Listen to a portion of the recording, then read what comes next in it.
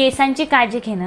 आपण कितीही चांगले कपडे घातलेले असू द्या, कितीही छान स्किन केअर रुटीन, कितीही छान मेकअप केलेला असू द्या, पण जर आपले केस हे डिहायड्रेटेड असतील, एकदम ड्राय झालेले असतील, एकदम निस्तेज झालेले असतील आणि आपल्या केसांना छान फाटे फुटलेले असतील, तर आपला लुक अजिबात चांगला नाही येत. आपला ओव्हरऑल लुक जर आपल्याला सुंदर दिसावा, यंग दिसावा असं जर वाटत असेल, तर आपले केससुद्धा छान हेल्दी असणं खूप जास्त गरजेचं आहे.